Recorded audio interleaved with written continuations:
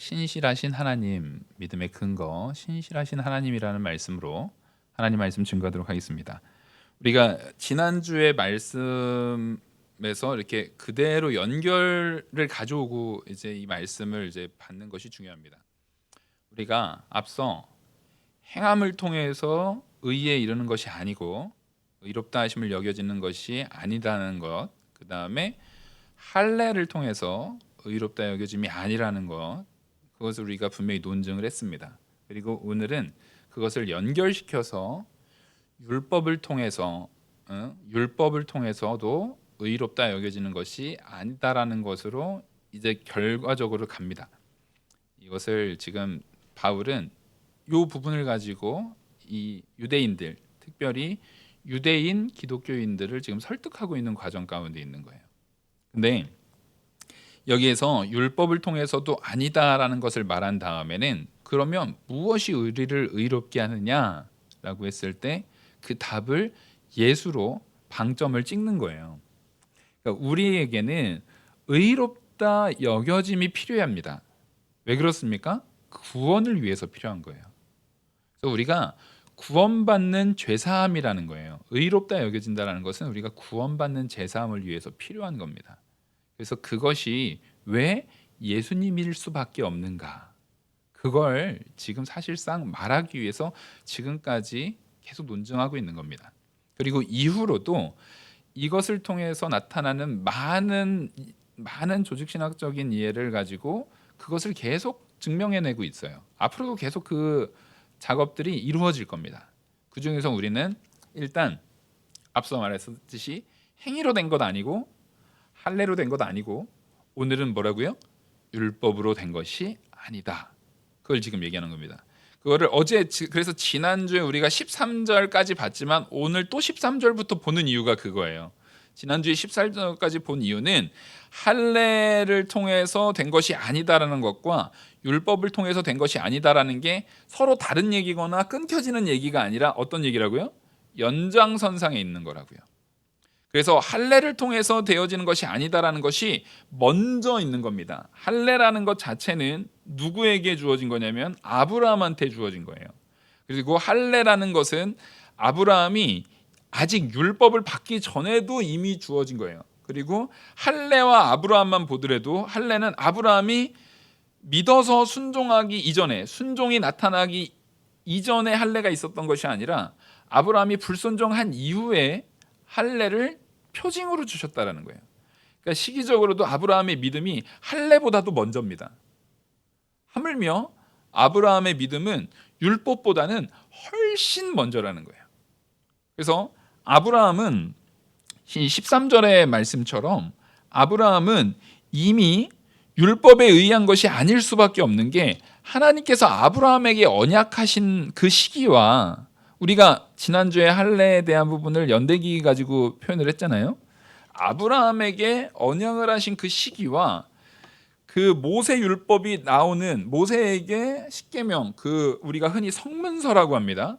성문서라는 것은 하나님께서 직접 문서화 시켜서 우리에게 주셨다라는 거예요. 그 모세 율법의 이 시기의 연대의 차이는 430년이에요. 그러니까 엄청난 기간이에요. 그러니까 당연히 아브라함은 율법에 종속된 자가 아니었습니다. 율법이 있기 전의 사람이에요. 하지만 그 전에 이미 아브라함은 믿음으로 의롭다 여김을 얻었다라는 겁니다. 그것을 13절에서 아주 방점을 찍으면서 다시 한번 확인을 시켜주는 거예요. 율법도 아니다. 그래서 아브라함의 믿음의 조상이 된 것은 율법을 행해서도 아니고 할례를 받아서도 아니고 행함을 행해서도 아니라는 거예요. 이 성경에서는 순서를 아브라함이 행했기 때문에 된 것이 아니고 아브라함이 할례 받았기 때문에 된 것이 아니고 아브라함이 율법을 지켰기 때문에 된 것도 아니다. 사실은 이 전체는 일종의 한 카테고리로 묶입니다. 그러니까 행위, 할례, 율법은 사실상 같은 걸 이야기하고 있어요. 근데 그 모든 것들이 다 아니고, 그러니까 여기서 공통점은 이 세 가지의 공통점은 누가 하는 겁니까? 그 하는 주체자가 사람이 하는 거예요. 주체자가 사람이 되는 것으로 되는 것이 아니고 주체자가 오직 하나님이신, 믿음을 하나님이 주시는 거거든요. 그래서 여기서 우리가 절대 오류에 빠지면 안 되는 게 뭐냐면, 내가 믿었다, 내가 믿음을 썼다, 내가 믿음을 내가 잘 행했기 때문에 내가 의에 이르렀다라고 하는 것으로 믿음 자체를 행위화시켜 버리는 요소들이 생겨요. 믿음 자체를 행위화시켜 버리는 사람들이 생기거든요. 그러니까 그래도 어쨌든 우리가 믿지 않았냐라고 말하는 것이, 우리가 흔히, 제가 전에도 한번 말씀드렸습니다, 아르미니우스주의자들이 말하는 거지손 비유처럼, 그래도 우리가 손을 내미지 않았냐, 거지가 구걸할 때 그 내미는 손은 있어야 되지 않느냐라고 말하는 거예요. 그러니까 우리가 믿음은 보여야 되지 않느냐라는 거예요. 근데 이것도 믿음이라는 것 자체를 행위화시켜 버리면 안 돼요. 믿음이라는 것 자체가 행위화시켜 버리면 그것도 잘못된 겁니다. 사실상 믿음이라는 것은 우리가 손을 내미는 것이 아니라 이미 그 전에 주어지는 거예요. 그러니까 거지손의 비유라고 말할 때 손을 내미는 거는 기본적으로 뭐가 전제됐다라고 제가 전에 말씀드렸죠? 혹시 기억나십니까? 살아 있어야 손을 내밀죠. 이 거지가 어쨌든 살은 거잖아요. 살아 있어야 손을 내밀죠. 그것을 퀴크닝의 은혜라고 합니다. 깨우시는 거예요. 근데 성경에서 사람을 뭐라고 말합니까? 죽었다라고 말합니다. 우린 죄로 인해서 다 죽은 자들이에요. 그래서 죽은 자는 손을 내밀 수 있나요? 손을 내밀 수 없어요. 하나님께서 우리를 살려주시는 것부터 시작이에요. 그게 하나님께서 우리에게 주시는 은혜고, 그 안에 우리를 택하심, 우리에게 믿음을 주심, 그 모든 것들이 다 그 안에 있고, 그렇게 먼저 하나님의 은혜로 우리가 살아나고 하나님의 은혜로 믿음을 가진 우리가 이제는 믿는 성도로서 삶으로서 하나님 앞에 구하기도 하고, 손을 내밀기도 하고, 하나님 앞에 찬양하기도 하고, 하나님 말씀에 순종하기도 하고, 율법을 지키기도 하고, 할례를 받기도 하고 하는 거예요. 그러니까 그 이후의 모든 내용들은 우리는 할 수 있습니다. 못하는 게 아니에요. 얼마든지 할 수 있어요. 하지만 그게 근본적인 근거가 되지 않는다는 거예요. 이 모든 것은 하나님이 이미 우리가 죄인 되었을 때, 하나님께서 우리를 택하시고 우리와 약속하신 것은 우리가 죄인 되었을 때 하시는 거예요. 그래서 우리는 여기에서 하나님의 약속이 중요합니다. 하나님의 약속이 중요해요. 그래서 아브라함이 믿음의 조상이 된 것은 하나님의 약속을 믿음으로 된 겁니다. 그러니까 우리가 의롭게 여겨지는 것도 누구의 약속을 믿음으로 되는 거예요? 하나님의 약속을 믿음으로 되는 거예요. 하나님은, 아브라함이 이렇게 보는 거죠. 저 능력의 하나님께서는 그 놀라운 능력으로 나에게 베푸신 약속을 반드시 지키실 분이구나. 이것도 이미 아브라함이 이런 믿음을 가진 것도 이미 하나님께서 뭐 해주셨으니까 이 믿음을 갖게 된 거예요? 생명을 주셨고, 그 안에 믿음을 주셨고, 하나님이 성령의 인도를 따라서 갈 수 있는 성령을 그 안에 주셨기 때문에 이런 모든 내용들이 가능해진다는 걸, 우리는 지금 제가 서론부에 지금 핵심적인 걸 먼저 말씀을 드린 겁니다. 이걸 전제하고 이 논증이 풀어져야 되는 거예요. 이게 왜 중요하냐면, 특별히 우리는 일반 학문을 볼 때에는 이 많은 내용들을 이렇게 나열하다가 보면은 논증으로 이렇게 점점 발견해 나가는 과정들이 있지만, 사실 성도인 우리에게는 이게 언제나 역순이에요. 언제나 선언이 우선입니다. 하나님이 나를 택하여서 나를 살리신 게 우선이에요. 그러지 않으면, 성령이 나를 인도하고 성령이 나를 깨닫게 하지 않으면, 아무리 용 빼는 재주를 가져도, 아무리 훌륭한 설교가 나가거나 아니면 듣는 이가 막 무슨 박사고 아주 석학이고 그래도 깨달을 수가 없어요. 그게 믿어지지가 않거든요. 그러니까 여기에서는 하나님의 주시는 은혜와 믿음이 중요한 거지, 그 사람이 얼마나 똑똑하냐는 중요하지 않아요.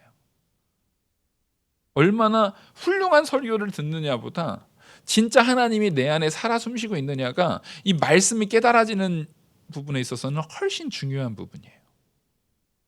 왜냐하면 하나님이 우리를 붙드시고 깨닫게 하시고 우리를 이끄시는 역사는 누구를 통하여서 하나님의 사역에 참여는 하게 하시지만 결국에는 누구의 주권적인 사역입니까? 하나님의 주권적 사역입니다. 그 안에서 가장 결정적인 관계, 내 믿음에 있어서 가장 결정적인 관계 속에 있는 것은 1차가 하나님이고 그 다음이 하나님 앞에 내가 얼마나 바로 섰느냐 하는 나예요. 이게 굉장히 중요한 겁니다. 그래서 우리는 하나님의 약속을 믿는 자들이 돼야 돼요. 그래서 14절을 보시면 만일 율법에 속한 자들이 상속자이면 믿음은 헛것이 되고 약속은 파기되었느니라. 이게 굉장히 중요한 말인데 만일이라고 얘기한다는 것은 이런 일은 있을 수 없다는 얘기예요. 그래서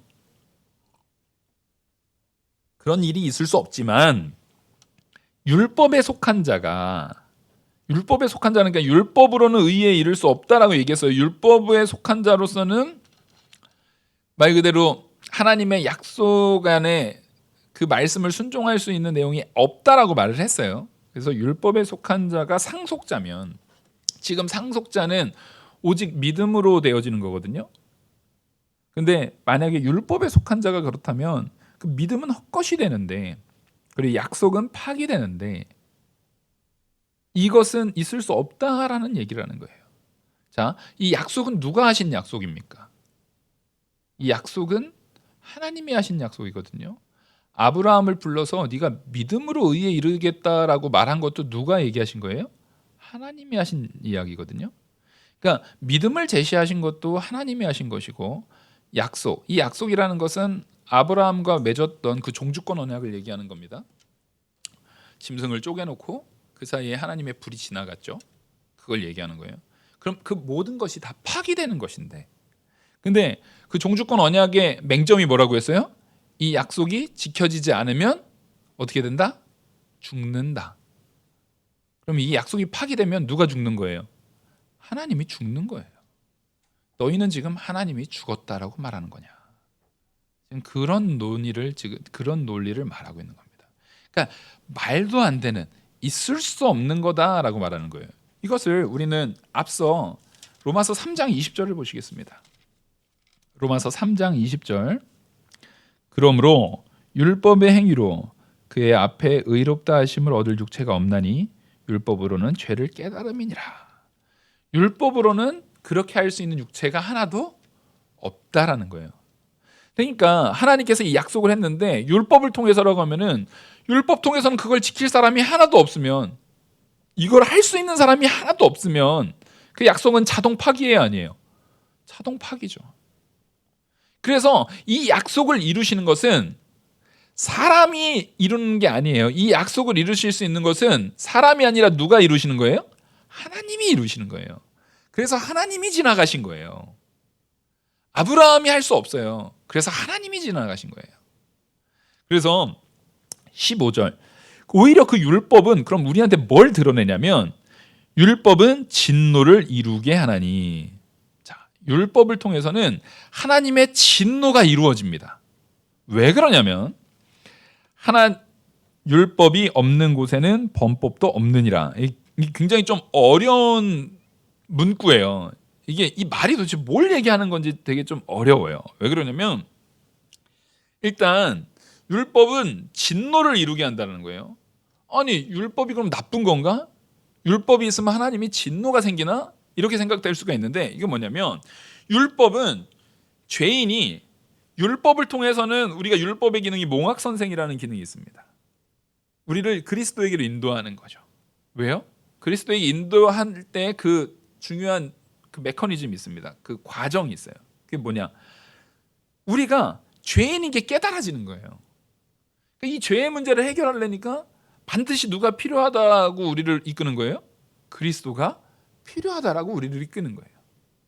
그러니까 율법을 통해서 내가 죄인이고 그 하나님의 기준에 도저히 뭐 할 수 없다? 하나님의 기준에 도저히 다다를 수가 없는 거예요.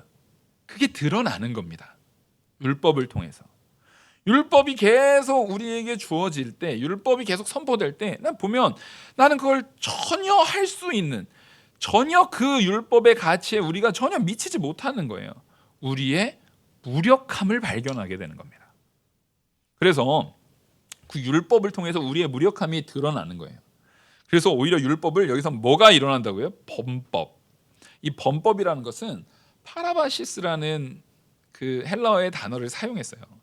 이것은 어떤 의미를 가지고 있냐면 반드시 따라야 할 책임 있는 법이라는 거예요.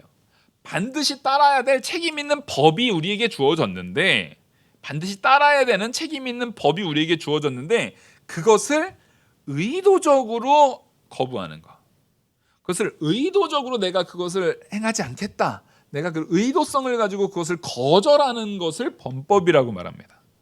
그러니까 무슨 얘기냐면 우리가 일종의 뭐가 금지다라고 했는데 내가 그걸 몰랐어요. 예? 이걸 절대 먹지 마십시오. 이거는 먹으면 안 됩니다라고 했는데 그걸 몰랐어요. 몰라서 먹은 거를, 물론 이게 잘못이긴 하지만 그걸 범법이라고 말하진 않아요. 왜요? 의도성이 여기에서는 배제돼 있어요. 근데 이걸 먹지 말라는 것도 알았고 하지 말라는 것도 알았는데 그것을 의도적으로, 법이 분명히 내가 반드시 아까 말했던 파라바시스라고 말했던 분명히 이거 하지 말아야 된다라는 것을 반드시 따라야 되는 법이라고 책임 있는 법으로서 주어진 것을 내가 의도성을 가지고 깨트리는 거, 이게 바로 이 파라바시스입니다. 범법이라는 겁니다. 이 얘기를 하면 딱 누가 떠오릅니까? 아담이 떠오르죠. 하나님이 먹으면 정령 죽으리라고 했던 그 선악을 알게 하는 나무의 실과를 의도성을 가지고 먹는 거예요. 그게 바로 범법입니다. 그러니까 지금 이 율법을 통해서는 이게 율법이 없으면 내가 그걸 몰랐기 때문에 그게 범법이 되지는 않아요. 근데 율법이 있으면 거기서는 의도성, 내가 그 하나님이 내게 주신 그 법을 싫어하고 미워하고 강제로 의도적으로 범하겠다는 범법이 나타난다라는 거예요. 그래서 사실은 이 부분이 조금은 어렵지만 이 부분은 우리에겐 굉장히 중요한 것을 알게 합니다. 지금 우리는 아담 때부터 이미 하나님 앞에 하나님이 주어진 그 율법 가운데 행한 바가 있다는 거예요, 없다는 거예요? 시작부터 율법 앞에 범법자였다라는 거예요. 이게 고발되는 겁니다. 우리는 시작부터 하나님 앞에 범법자였어요. 반드시 하나님의 놀라운 권위 안에 그 책임 있는 법 앞에 우리가 있어야 되는데 그것을 우리가 의도적으로 거부한 자들이었다라는 거예요. 그래서 그 거부 가운데 하나님의 법을 의도성을 가지고 거부했을 때 하나님은 당연히 진노하십니까, 안 하십니까? 진노하시죠. 그러니까 이런 거예요. 아까 제가 말했듯이 이거 먹지 말라고 했는데 모르는 사람이었으면 그거 먹으면 안 되는데 다음부터 조심하세요. 이건 다음은 먹으시면 안 돼요 라고 말할 수 있지만, 제가 이거 먹지 말아야 됩니다. 이거 절대 안 돼요라고 직접 얘기했던 그 사람이 제가 이렇게 뒤에서 딱 지켜봤더니 의도적으로 저 먹지 말랬는데 계속 이렇게 쳐다보는 거예요. 계속 의도성이 보여요. 지금 이렇게 하면 그걸 보고 있으면 더 열받아요, 안 열받아요? 이게 더 화나요, 안 나나요? 더 화나는 일이에요. 이게 하나님의 진노는 너무나 자명한 거예요. 너무나 당연한 거예요. 그러니까 하나님이 속 좁게 왜 그렇게 진노를 하시나? 아니에요. 하나님이 속 좁으신 게 아니에요. 하나님은 공의로우신 거예요. 근데 우리는 자꾸만 하나님이신데, 능력이 있으신 분인데 그거 좀 봐주지. 그건 뭐냐면 우리는 하나님의 공의롭고 정의로움을 우리의 완악함으로 비꼬고 있고 비아냥거리고 있는 거예요. 그 죄입니다, 그거. 그래서는 안 돼요. 하나님은 당연히 거기에 진노하시는 거예요. 16절. 그러므로 상속자가 되는 것은 은혜에 속하기 위하여 믿음으로 되나니 이는 그 약속을 그 모든 후손에게 굳게 하려 하심이라. 율법에 속한 자에게뿐 아니라 아브라함의 믿음에 속한 자에게도 그러하니 아브라함은 우리 모든 사람의 조상이니라. 지금 이 16절은 이 말을 좀 잘 봐야 돼요. 여기서 보면 그러므로 상속자가 되는 것은 오직 은혜에 속하기 위하여 믿음으로 되나니라고 되어 있습니다. 지금 여기서 이 상속자가 된다라는 것은 이 상속자가 뭐예요? 약속이죠, 약속. 아브라함의 후손이 아브라함의 후손이 세상의 모든 그 복을 누리는 것에 대한 그 상속자를 얘기하는 거예요. 이건 누가 하신 약속이에요? 이 상속자의 약속은 하나님이 하신 약속이에요. 그래서 이것은 그 약속, 하나님이 우리와 하신 그 약속은 무엇으로 된다고요? 바로 은혜에 속하기 위하여 믿음으로 된다라는 거예요. 그러니까 약속이 은혜가 되기 위한 방법, 약속이 은혜로서 우리에게 주어지는 방법, 약속이 은혜로 우리에게 이루어지는 방법. 제가 지금 3번 연달아 얘기했잖아요. 이게 무슨 얘기냐? 그 약속이 우리에게 주어지는 것은 오직 하나님이 하신 약속이고 하나님만 이루실 수 있는 거예요. 그러니까 우리가 그걸 받는 거는 당연히 은혜로 받는 겁니다. 그런데 그 약속이 은혜로 우리에게 주어지는 방법은 믿음밖에 없다라는 거예요. 근데 그 약속이 은혜로 주어진다라고 분명히 말하고 있는데 그걸 내가 일을 해서 받은 거예요. 내가 그거를 행함을 통해서 받았으면 그 은혜입니까? 아니면은 그냥 자기 녹봉 받은 겁니까? 자기 일한 값을 받은 거예요. 그건 은혜가 아니에요. 내가 그것을 행함을 통해서 율법을 다 지켰기 때문에 받은 거라고 하면은 그건 은혜가 아니에요. 자기의 정당성을 가지고 내가 행한 것을 통해서 받은 게 되는 거예요. 그래서 이 은혜로, 이 모든 약속은 은혜로 받는 거예요. 우리가 지금 성경에서 말하고요. 우리가 은혜로 받는 건데 그 상속자가 되는 것은 그것이 은혜에 속하기 위하여 믿음으로 된다라는 거예요. 그 약속은 모든 후손에게 굳게 하려 하심이라. 그것은 아브라함뿐만 아니라 그 후손들에게도 다 마찬가지로 그렇게 적용되는 거예요. 그래서 이 내용이 약속이 오직 은혜 되는 방법은 믿음밖에 없어요. 근데 이 믿음은 뭐냐? 아까 믿음은 뭐라고 했죠? 하나님의 약속을 믿는 거예요. 하나님이 그 약속을 이루실 걸 믿는 거예요.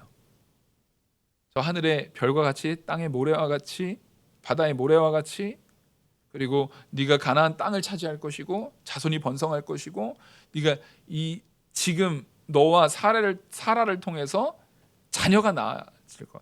이미 나이가 너무 많아서 늙었지만 자녀가 나아질 것들. 그 다음에 너의 이름이 땅에 떨어지지 않게 될 것. 이런 것들을 하나님이 약속하신 그 약속을 믿는 거예요. 누구의 능력의 근거에서요? 하나님의 능력의 근거에서. 그 믿음 안에서 이루어지는 거예요. 그래서 근데 그 대상자가 유대인인 그리스도인들, 유대인이 그러니까 행위와 할례, 행위, 율법과 믿음이 다 필요하다라고 말하는 그 사람들과 그다음에 이방인 그리스도를 오직 믿음뿐이다라고 말하는 그리스도인 그 모두에게 다 포함된다는 거예요. 근데 거기에서 뭘 빼라는 거예요? 너희 행위 아니고 할례 아니고 율법 아니다라고 말하면서 그건 빼라.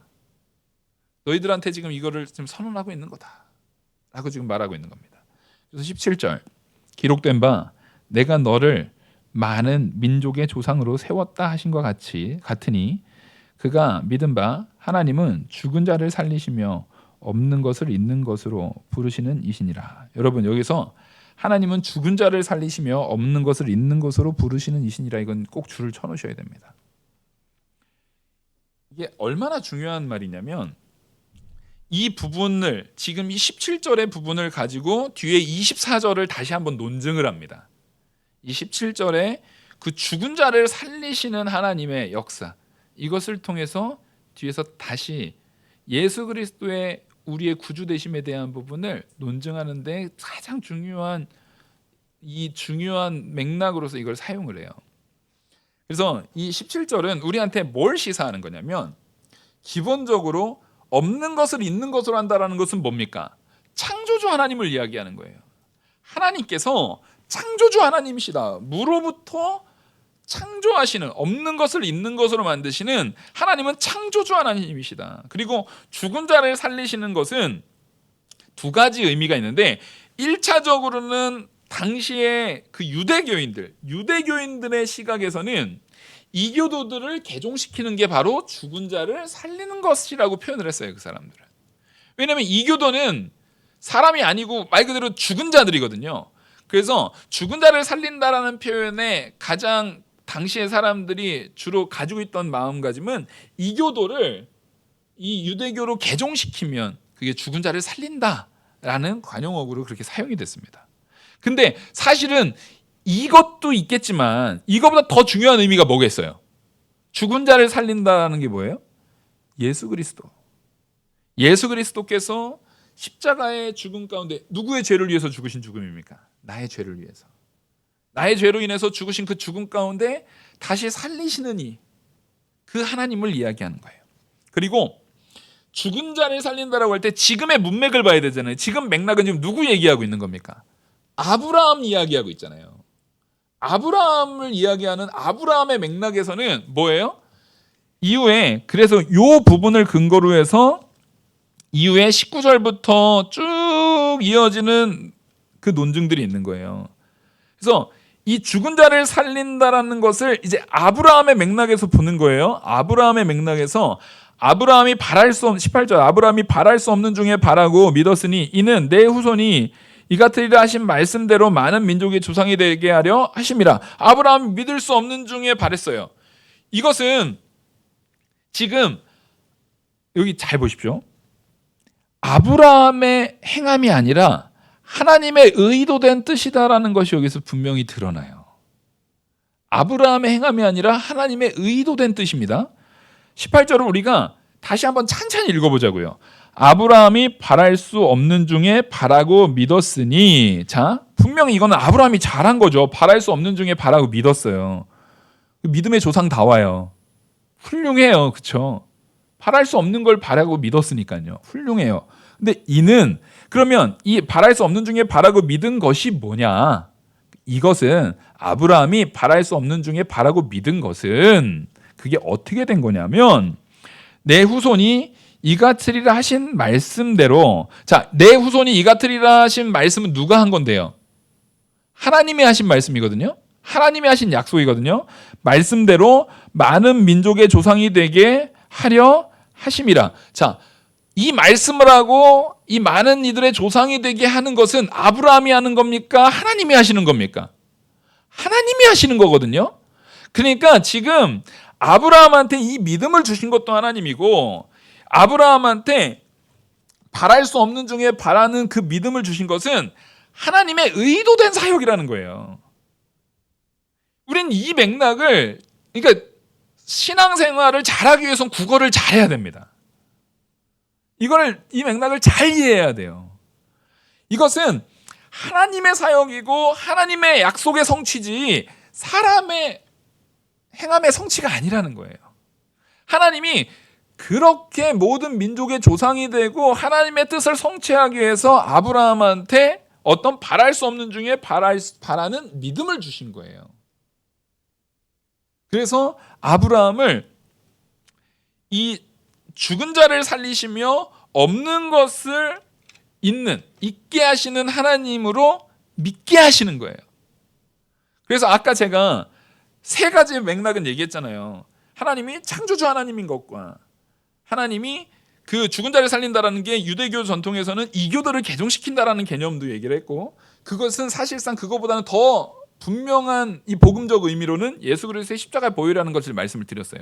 근데 아브라함의 맥락은 제가 아직 있다고만 하고 얘기를 안 했잖아요. 아브라함의 맥락은 뭐냐면 19절부터 있는 거예요. 19절부터 22절. 그가 100세나 되어 자기의 몸이 죽은 것 같고 사라의 태가 죽은 것 같음을 알고도 믿음이 연약하여지지 아니하고, 이게 굉장히 중요하죠. 자, 지금 보세요. 자기의 몸이나 사라의 몸이나 다 어떻게 된 상태예요? 죽은 것 같은 상태예요. 죽은 것 같은 상태에서도, 죽은 것 같은 태에서도 누가 나게 하신 거예요? 이삭이 태어나게 하신 거예요. 이게 하나님의 사역이에요. 그러니까 이 지금 19절부터 22절의 본문은 이 아브라함이 초점이 아니라 아브라함이 했지만 여기서 잘 보셔야 돼요. 이게 과연 아브라함의 행함인가? 분명히 보면 아브라함 행함으로 쭉 나열이 되거든요. 이 백세나 되는 그 죽은 것 같은 몸에서 정말 그 믿음이 조상이 되기 위해서 이삭이 태어나야 되는데 이삭이 태어나게 하신 역사를 이루신 분이 누구냐는 거예요. 하나님이 이루셨다라는 거예요. 그리고 19절 그가 백세나 되어 20절 믿음이 없어 하나님의 약속을 의심하지 않고 믿음으로 견고하여져서 하나님께 영광을 돌리며 지금 여기서 보면은 믿음이 없어 하나님의 약속을 의심하지 않고 그러니까 아브라함과 사레가 믿음 없이 행동하지도 않고 의심하지도 않고 굳건히 믿었다라고 말하고 있잖아요. 근데 실제 그랬나요? 예? 일단 15장에서 약속한 것은 이스마엘 하갈을 통해서 이스마엘을 낳는 걸로 못 믿었죠. 그리고 나서 17장에서 하나님이 다시 나타났어요. 다시 나타나서 이제 자녀를 줄 거라고 했는데 어떻게 해요? 웃어 속으로 웃는단 말이에요. 그랬더니 천사가 웃는다고 책망하거든요. 그랬더니 안 웃었다고 발뺌해요. 사라도 그렇고. 근데 그들이 마음속에 여전히 못 믿어요. 못 믿었다라는 것이 지금 성경에 계속 다 드러나고 있어요. 근데 여기서 왜 이 말을 했냐는 거예요. 왜 이렇게 바울이 그거 몰라서요? 창세기 바울이 안 봤나요? 안 봐서 그런 게 아니에요. 이것은 뭐냐면 이 모순되는 모습은 하나님이 믿음을 주시고 하나님이 아브라함한테 믿음을 주시고 아브라함의 삶을 이끄는 방향성에 초점을 둔 거예요. 그러니까 하나님께서는 지금 현 시점이 아니라 천년을 하루같이 하루를 천년같이 하나님은 영원의 하나님이시잖아요. 그러니까 하나님께서는 아브라함의 완성의 상태를 가지고 이거에 대한 복을 주신 거예요. 이거에 대해서 하나님은 내가 아브라함을 절대 놓지 않고 절대 포기하지 않고 끝까지 포기하지 않고 점점 자라나게 해서 결국에는 무슨 믿음까지 자라나게 하실 거예요. 하나님이 독자 이삭을 바치는 믿음까지 자라나게 하실 거거든요. 이거는 뭐랑 비슷하냐면 여러분 꽃이 그 화원 같은 데 가면은 꽃이 팔잖아요. 꽃이 봉투 보면 그러니까 상추씨나 뭐 장미꽃이나 이런 거 보면 쬐끔하고 볼품없게 생겼어요. 근데 꽃이 파는데 그 겉에 사진에 씨 모양 돼 있나요? 꽃들이 돼 있나요? 예? 이게 무슨 꽃인지 돼 있잖아요. 거의 다 씨 모양 다 돼 있으면은 이게 뭔지 알아요, 몰라요? 못 알아봐요. 다 꽃을 넣는다고요. 그럼 이거 사기죠. 예? 안에 들어가 있는 게 그 모양이 아니잖아요. 씨가 들어가 있는 거잖아요. 근데 이미 이게 찬란하게 피었을 완성된 모습을 보여주잖아요. 그래서 우리는 그거를 거기서 보여주는 것과 비슷한 거예요. 하나님께서 지금 여기에서 아브라함이 지금 현재 연약하고 부족하고 미련한 모습 가운데 보인다 할지라도 누가 그를 붙들고 끝까지 이끌었을 때 그가 찬란하게 빛나는 영광 가운데 있을 거예요? 하나님이 붙들고 이끄셨을 때. 그래서 우리의 믿음이라는 것은 하나님이 우리를 붙들어 주시는 하나님의 신실한 가운데 우리는 기대고 있는 거예요. 나의 행위나 나의 능력에다가 기대고 있는 것이 아니라 하나님의 신실하신 가운데 우리는 기대고 있는 거예요. 그게 믿음의 근거예요. 우린 거기다가 기대어서 믿음을 세워나가고 있는 거예요. 하나님에게 근거해서. 그래서 지금 이 믿음이 방향성에 초점을 맞추고 있는 거예요. 지금 아브라함은. 그러니까 이 방향성에 초점을 맞춘다는 것은 아브라함은 지금 바울은 누가 아브라함을 바라보는 시각으로 보고 있다는 거예요? 하나님이 아브라함을 바라보는 시각, 그 방향성에다 초점을 두고 지금 이 본문 19절에서 22절을 나열하고 있는 거예요. 그걸 보여주면서 하나님의 인도하심을 통해서 아브라함은 점점 믿음이 어떻게 된다? 점점 자라난다는 거예요. 점점 성장해 나가고 점점 자라나고 그래서 이것은 하나님의 22절을 보시면 이제 21절 22절을 보시면 약속하신 그것을 또한 능히 이루실 줄을 확신하였으니 그러니까 나중에 점점 아브라함이 자라나서 아브라함이 독자 이삭을 바칠 때에는 진짜 바치잖아요. 왜요? 죽은 자도 뭐 하실 하나님으로 믿는 거예요? 살리실 하나님으로 믿는 거예요. 죽은 자도 살리실 하나님. 왜냐면 지금까지 하나님의 능력을 보니까 이젠 그게 믿어지는, 우리도 점점 그렇게 자라나야 되는 거예요. 그리고 21절, 22절, 그러므로 그것이 그에게 의로 여겨졌느니라. 그래서 이 의로 여겨졌다, 그것이 결국엔 의로 여겨졌다라는 것은, 이것은 오직 하나님께서 믿는 믿음이, 믿음의 모습과 의로 여겨지는 것이 우리가 이제는 그 삶대로 살 수 있는 사람으로 자라나야 된다라는 거예요. 하나님께서 우리를 그렇게 붙드셨잖아요. 믿음으로 붙드셨잖아요. 그럼 이제는 우리 그걸 사는 자들로 살아가야 되는 겁니다. 이거는 일종의 하나님께서 그 시점을 결과적으로 가져가고 있는 게 아니라, 그것을 하나님의 택하신, 우리가 이거를 행한 시점, 요 의로 여겨진 것이 내가 이것을 했고 그 결과로 내가 의로 여겨졌어 하는 결과적인 시각이 아니라, 하나님께서 우리를 의롭다 여긴 것은 뭐한 시점이에요? 하나님께서 택한 시점. 하나님께서 택한 시점은 아브라함도 뭐 했을 때예요? 의인이 아니었을 때, 여전히 죄인이었을 때, 영원 전부터 우리가 사실상 아무런 행위나 아무런 노력이나 아무런 근거가 없었을 때 하나님이 우리를 택했잖아요. 그래서 우리의 의롭다 여겨지는 것은 그 시점이 내가 무언가 해서 결과적으로 나타난 시점이 아니라 우리를 택하신 시점이라는 거예요. 그래서 사실 이 본문이 어려운 본문이에요. 어려운 본문이지만 우리가 이렇게 잘 하나님께 성령께서 이 한 구절 한 구절을 통해서 주신 내용을 가지고 여러분들이 깨닫고 은혜 되실 줄 믿습니다. 근데 이게 결정적으로 뭐와 연결이 돼야 됩니까? 오늘의 핵심은 예수 그리스도와 이게 어떻게 연결되느냐는 거예요. 그래서 23절, 그래서 지금까지 22절까지 한 단락이 끝나는 거고 23절부터 25절이 한 단락입니다. 이 모든 것들을 예수 그리스도와 연결시키는 거예요. 그래서 23절을 보시면, 그에게 의로 여겨졌다 기록된 것은 아브라함만 위한 것이 아니요 의로 여기심을 받을 우리도 위함이니.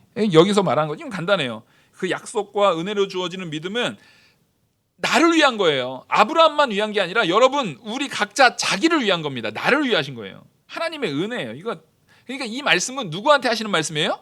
나한테 하는 말씀이에요. 이거 아브라함한테 그랬었대. 바울이 옛날에 로마 교회한테 그렇게 얘기했대. 아니에요. 나한테 얘기하시는 얘기예요. 그래서 그 내용을 가지고 나한테 얘기하신 건데, 바로 곧 예수 우리 주를 죽은 자 가운데서 살리신 이를 믿는 자니라.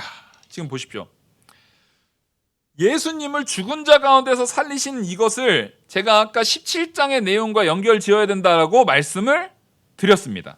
그래서 죽은 자를 살린다라는 것은 아까 아브라함의 시점에서 두 가지로 볼 수 있죠. 아브라함과 사라가 다 이미 100세나 되고 이미 둘 다, 사라도 경수가 끊어지는, 사실 죽은 것 같은 몸에서 이삭이 태어난 것의 내용도 하나지만, 그 다음에 독자 이삭을 바치는 믿음의 내용도 마찬가지예요. 독자 이삭이 아브라함이 번제로 바쳐서 독자 이삭이 죽는다 할지라도 아브라함은 뭘 믿은 거예요? 죽은 자를 살리신, 나도 이미 죽은 자와 같았고 사라도 이미 죽은 자와 같았던 그 상태에서도 하나님께서 이삭을 주셨어. 그러면 그 이삭이 하나님의 뜻 안에서 죽는다 할지라도 다시 살리실 줄을 믿은 거예요. 그게 예수 그리스도의 부활을 믿은 거예요. 그래서 아브람과 같이 그리스도인은, 우리는, 성도는요, 죽은 자를 살리신 하나님을 믿는 자들입니다. 아멘? 우리는 죽은 자를 그래서 우리는 부활 신앙을 갖는 자들이에요. 죽은 자를 살리신 이를 믿는 거예요.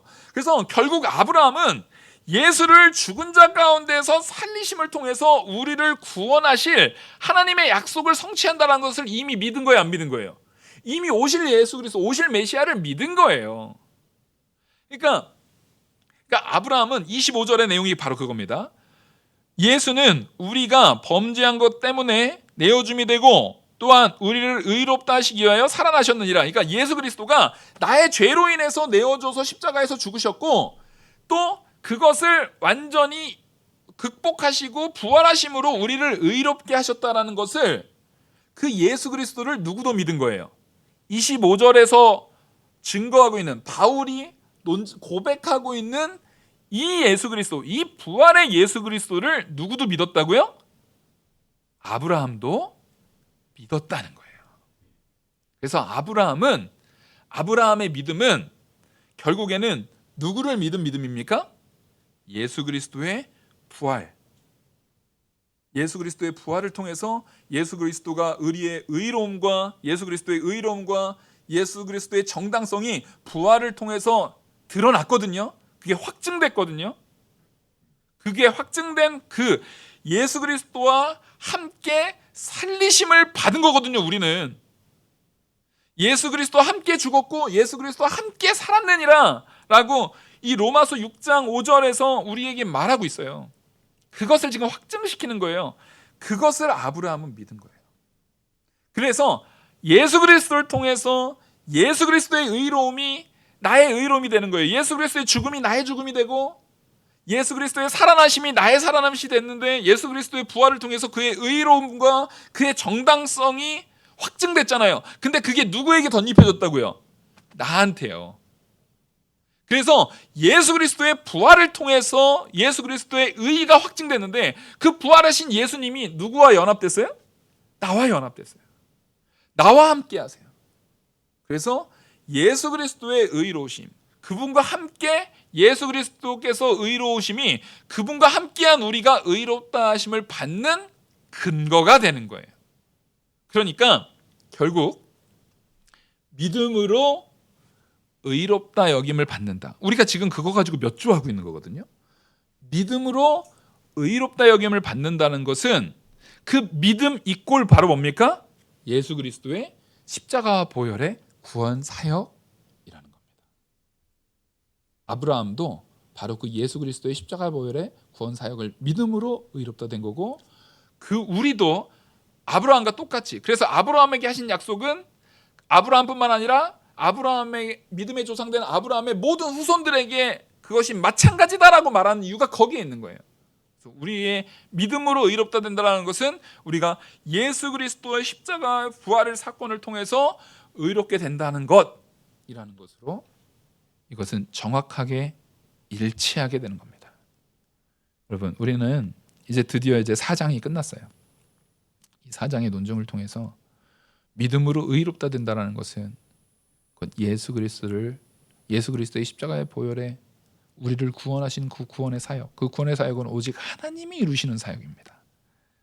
그 하나님이 이루시는 그 구원의 사역을 아브라함도 믿음으로 의에 이르렀고 우리도 그 예수 그리스도를 믿는 믿음 안에서 의에 이른다는 것을 믿고 깨닫는 저와 우리 성도님이 되기를 간절히 소망합니다. 기도하시겠습니다. 은혜와 사랑이 많으신 하나님 아버지, 로마서 4장의 논증을 오늘 마쳤습니다. 지금까지 우리의 행위로 된 것도 아니고 할례나 율법으로 된 것이 아니라 오직 믿음, 곧 그 믿음은 하나님의 약속에 대한 믿음. 그 약속은 앞으로 오실 메시아 우리 주 예수 그리스도가 십자가에서 죽으시고 다시 부활하시는 죽은 자를 살리시는 하나님의 놀라운 능력을 믿는 믿음 안에서 우리가 의롭다 된 것을 오늘 이 시간 말씀으로 논증하고 고백했습니다. 그것이 우리 안에 깨달아지고 우리 안에 역사하게 은혜 내려 주시옵소서. 이것이 믿어지게 하여 주시옵소서. 이 모든 말씀 살아계신 우리 주 예수 그리스도 이름으로 기도 올리옵나이다. 아멘.